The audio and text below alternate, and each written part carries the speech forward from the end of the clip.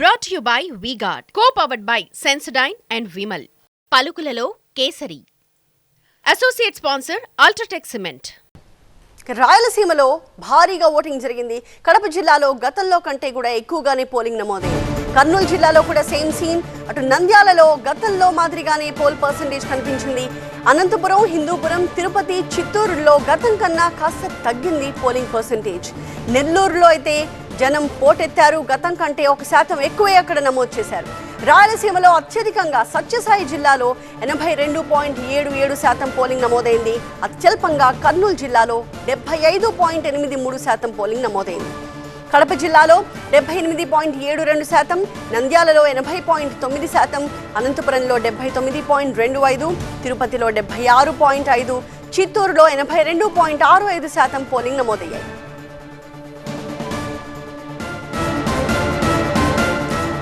రాయలసీమ వ్యాప్తంగా polling percentage ని విశ్లేషించడానికి మా ప్రతినిధి రాజు అందుబాటులో ఉన్నారు. రాజు, ఓవరాల్ గా చూస్తే రాయలసీమలో పోల్ పర్సెంటేజ్ గతంతో పోలిస్తే చాలా మెరుగ్గానే ఉన్నట్టుగా కనిపిస్తోంది.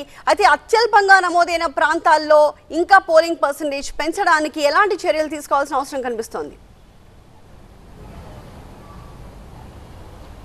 అంటే ఖచ్చితంగా మీరు అన్నట్టుగా ఈసారి రాయలసీమలో సగటును చూస్తే దాదాపుగా 2% అదనంగానే పోలింగ్ శాతం నమోదైన పరిస్థితి కనిపిస్తుంది. ప్రత్యేకించి రూరల్ ప్రాంతంతో పాటు అర్బన్లో కూడా విపరీతంగా పెరిగింది. మరి తిరుపతి ఒక్కటే చూస్తే గత 2019 ఎన్నికల్లో చూస్తే ఇక్కడ 56% ఉంది. అయితే ఈసారి 59.97% అంటే దాదాపుగా 60%కి రీచ్ అయ్యింది. అంటే ఖచ్చితంగా అర్బన్ ఓటర్లు కూడా ఓటు హక్కు వినియోగించుకునేందుకు ఆసక్తి కనపరిచిన విషయం స్పష్టమవుతోంది.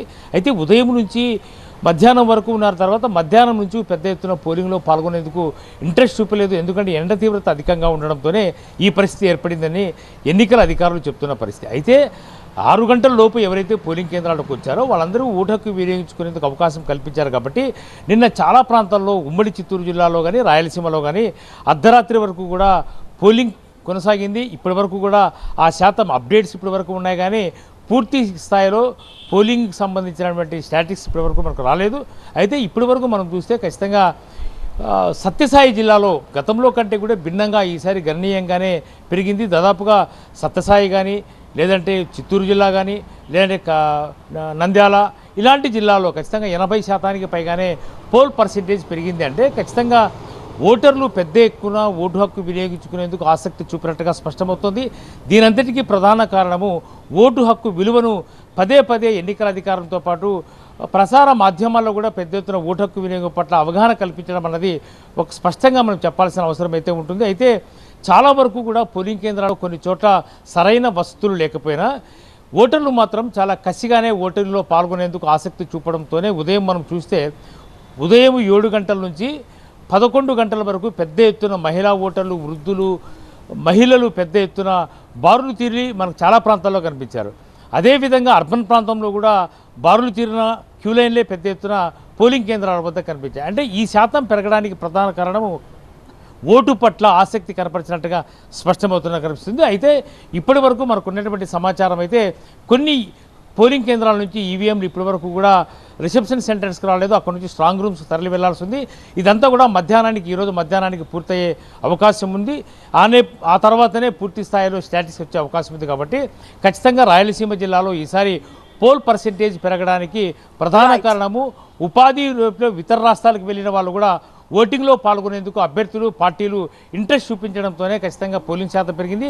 అయితే పోలింగ్ పర్సెంటేజ్ పెరగడంతో అన్ని పార్టీలు అంచనా వేసుకుంటున్నాయి. ఖచ్చితంగా పోలింగ్ పర్సెంటేజ్ పెరగడము తమకు అనుకూలమని ఒక పార్టీ చెప్తుంటే ఖచ్చితంగా ప్రభుత్వం మీద వ్యతిరేకతతోనే ఓటు వేశారని చెప్పేసి మరో పార్టీ చెప్తుంది. అంటే మరి పోల్ పర్సెంటేజ్ పెరగడము పార్టీలకు అనుకూలించే అంశమా, లేదంటే ప్రజాస్వామ్యంపై నమ్మకాన్ని కలిగించే విధంగానే పోల్ పర్సెంటేజ్ పెరిగిందా అన్న దానిపై స్పష్టత రావాల్సిన అవసరం అయితే ఉంది. ఇదంతా కూడా కౌంటింగ్ సమయం రోజే ఖచ్చితంగా ఈ పోల్ పర్సెంటేజ్ పెరగడానికి రీజన్ ఏంటి అన్నది స్పష్టమయ్యే అవకాశం అయితే ఉంటుంది. Right, thank you Raju. Brought to you by V-Guard, co-powered by Sensodyne and Vimal. పలుకులలో Kesari. Associate sponsor UltraTech cement.